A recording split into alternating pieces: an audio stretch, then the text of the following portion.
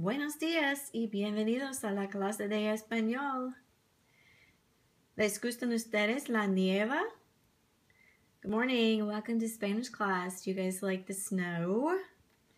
Well, today we are going to talk about the verbs ser and estar and when you use each one of them. It should be mostly review. The verb ser was one of the first things that you learned in your first week of Spanish class.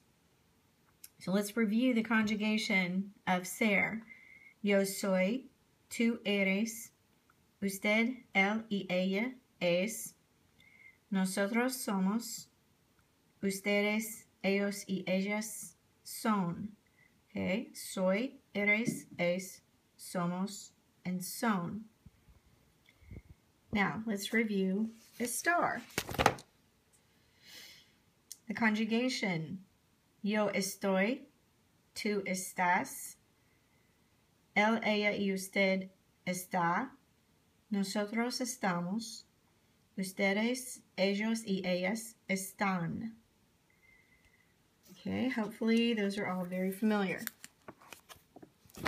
Okay, as you know, both ser and estar mean to be.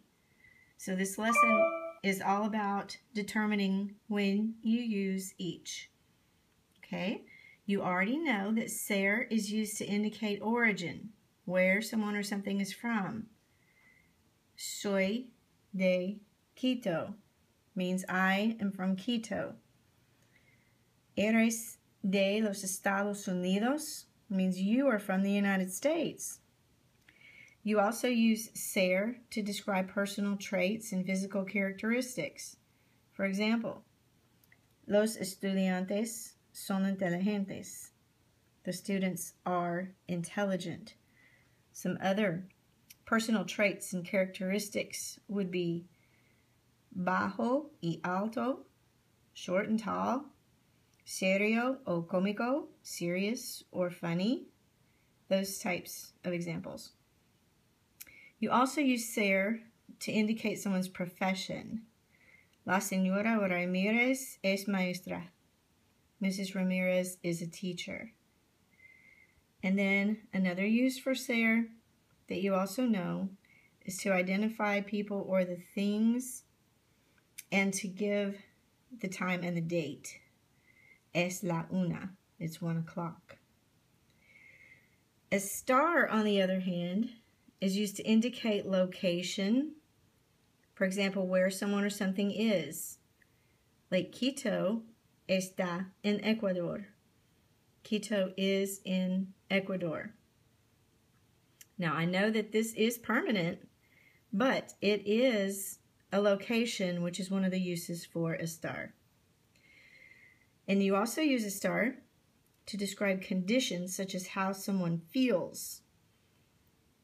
As in, ¿cómo estás? How are you? How are you feeling right now? Estoy bien. I'm fine. And emotions. Estamos contentos. We are happy. Or están enojados. They are angry. Okay, so vamos a practicar ahora. Now we need to practice. I'd like you to start with a little warm-up practice of your vocabulary. So if you will look at página 252, page 252, actividad 5, el apartamento ideal. You're going to write a description of the ideal apartment. Okay, you see a floor plan here, and if this were your apartment, you need to include in your paragraph everything that you would like to see in those rooms, including the furniture. Bueno, y entonces, mira la página 254, page 254. Actividad 6, el apartamento de Fernando. Help Fernando to describe his apartment. Write sentences with this information utilizing ser and estar.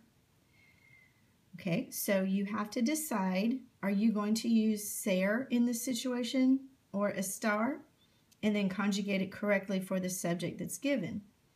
Modelo, el apartamento grande, cerca de la escuela. So the sentence you would write would be, el apartamento es grande, está cerca de la escuela. The apartment is large, it's near the school. Okay, so complete actividad 6, perdóname. Y entonces actividad 7, un sábado con la familia, a Saturday with the family. Manuel describes a Saturday morning in his house. Complete what he says with the correct form of ser or estar. This is similar to the previous activity. It's only in paragraph format.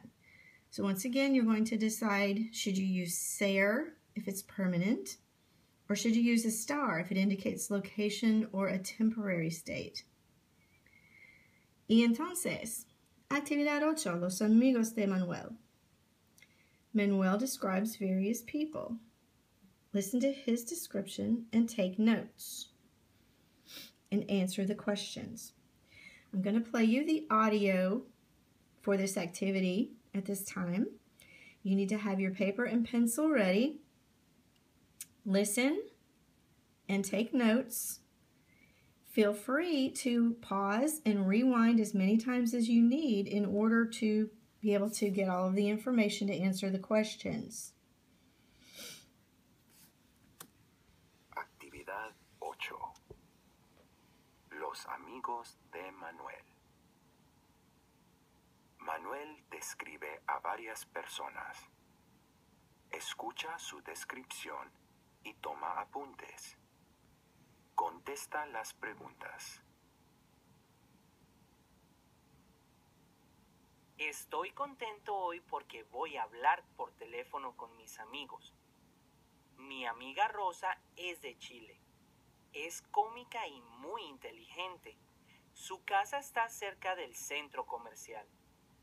Mis amigos José y Carlos son de Estados Unidos. Son altos y cómicos. Son hermanos. Su apartamento está cerca de la escuela. Es grande y muy bonito. Bueno. Okay, so as I said, rewind that as many times as you need in order to determine what they are saying so that you can answer the questions in Activity 8. Then I want you to spend a few minutes studying your vocabulary. Okay, so that's it. You're going to write a paragraph about your ideal apartment in Actividad 5. And then you're going to complete Actividades 6, 7, y 8. And then I would like you to email your answers. You can either write your answers in the email directly, or you can take a photo of your piece of paper and email that to me, whichever is easier for you. Okay, that's all for now. Tengan un buen día en la nieve y hasta luego.